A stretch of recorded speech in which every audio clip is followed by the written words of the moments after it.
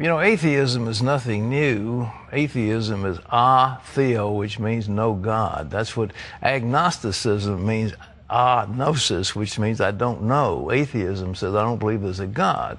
And apparently atheism is having a new trend in America, or at least several books would seem to say so. They've hit the bestseller list by preaching that faith is harmful. Well, CBN News anchor Lee Webb looks at America's new atheists. Call it atheism on the offensive. The past few years have seen a surge of interest in unbelief. Books on atheism have topped bestseller lists. They include The End of Faith by Sam Harris, The God Delusion by Richard Dawkins, and God is Not Great, How Religion Poisons Everything by Christopher Hitchens. A lot of respectable people are coming out and saying that they are very happy to dispel the myths of the Bible. An atheist convention in Washington this summer was sold out and had a waiting list of 600 people. Congress now has a self-proclaimed atheist, and there are atheist summer camps for kids. Over the last 20 years, the number of people willing to tell people on surveys that they don't believe in God has pretty much doubled.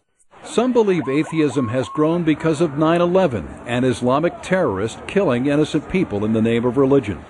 Some say it's because a generation has come of age that was indoctrinated into secular thought in public schools and universities. But the new atheism isn't content to simply defend unbelief. It attacks religion as a major source of evil in the world. Atheists are still a tiny minority in the U.S., and a University of Minnesota poll last year found that atheists were among the most distrusted group in America. But book sales alone would suggest that interest in atheism has grown dramatically. We're good people, we're just not God people. Well, Dinesh D'Souza is a very thoughtful writer, and he's written a new book that answers the claims of these atheists. It's called, quotes, What's So Great About Christianity? And Dinesh, nice to have you back on the 700 Club. Thanks for being with us. Good to be on the show. How's your book going? What's so great about Christianity? It's off to a good start. This is its second week on the New York Times bestseller list. I'm very eager to counter the influence of the new atheists, and particularly to give Christians a kind of handbook for how to prepare themselves and also their children, who are bound as they go off to school and college and so on to be assaulted with the ideas of the new atheists. So the general goal here, Pat, I think, is to make Christians feel foolish for believing in Christianity. What are the basic claims? I know you've knocked them down, 1, 2, 3, but give me a couple of the salient Well, I think claims. the new atheism marches behind two banners. On the one hand, it says that religion is inconsistent with reason and science. It makes the argument that religion is based on faith, and the atheists always say blind faith.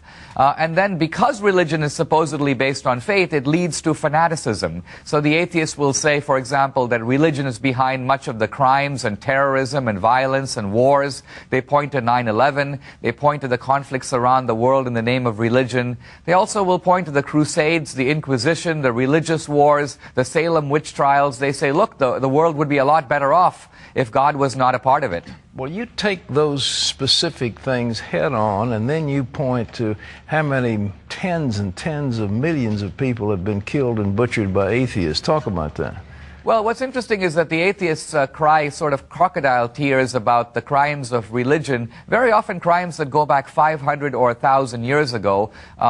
If you look at the Inquisition, for example, there's a whole body of scholarship on the Inquisition, and it shows that the Spanish Inquisition, over a period of some 350 years, killed about 2,000 people. Now, I think we'd agree that that's 2,000 too many, but it's a tiny drop in the bucket compared to the crimes of atheist regimes, which occurred not in ancient times, but in our lifetime, in the last century. You mentioned Mao in China, there's Stalin in Russia, but you can add Ceausescu and Pol Pot and Enver Hoxha. It's still going on with Fidel Castro in Cuba, with Kim Jong-il in North Korea. So while the crimes of Christianity are, in a sense, you may say, the debris of the past, the crimes of atheism are still very much with us. And those crimes, we're talking, again, about tens of millions. I suppose 50, 60 million perished under Mao Zedong and 40 or 50 million under Joseph Stalin and the communists.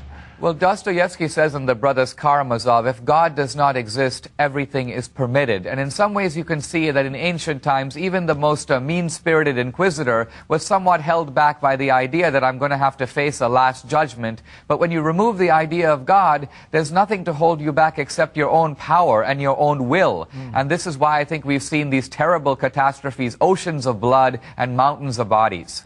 Well, you also discussed the the proof, if you will, of Christianity, the existence of God, and what is the best evidence?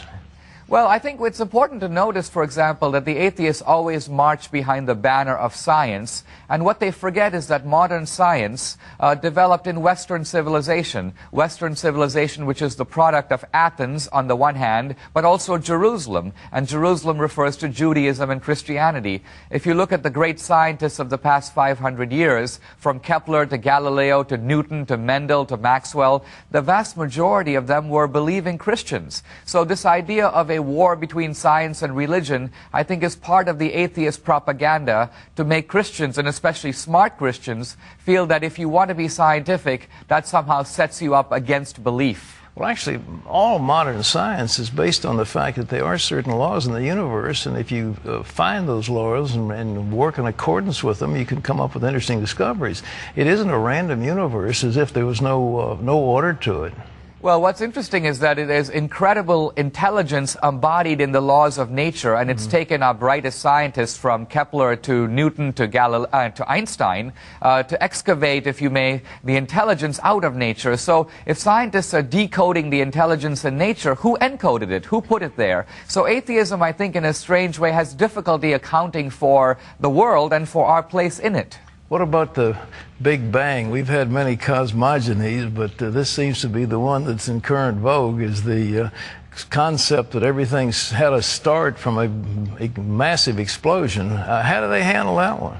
Well, one of the points I make in What's So Great About Christianity is that it seemed for a couple of hundred years that science was cutting a little bit against religion, particularly with Darwin and the idea that you can have design without a designer. But in the last 100 years, I think there have been spectacular developments in modern science that support theism. One of them is the idea that the universe had a beginning, and what's startling about that is that not only did matter have a beginning, but space and time had a beginning. So this idea of God existing outside of space and time and sort of creating a universe and creating time with it, creating, in fact, the laws of nature as well. This idea has now been affirmed by the findings of modern physics and modern astronomy.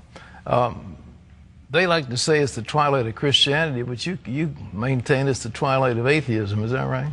In some ways, we're seeing an atheist boom, but the atheist boom is slightly illusory. I think in some ways the atheists are responding to a religious boom. The atheists were sitting back for a long time thinking that, you know, as the world becomes more modern and more technological and more educated, it would become less religious. But this has not happened. We've seen a religious revival around the world. It's happening really with all the major religions, but Christianity is the fastest growing religion in the world. Many people don't know that. So I think that the new atheism can be seen as a kind of backlash against that, but I also think that we should take it seriously because the atheists are ensconced in the universities, they're ensconced in the media, and we should prepare ourselves and our children to counter the new atheism, and counter it not just with Bible quotes, but with reason and science and evidence, many of the tools used by the new atheists. Well, Dinesh, thank you very much. This book, ladies and gentlemen, What's So Great About Christianity? It's on the New York Times best-selling list. It's published by Regnery, and it can be obtained in your local bookstore. So, or on Amazon. It's What's So Great About Christianity. I think you'll find it very interesting and something to give your children, maybe a gift for Christmas.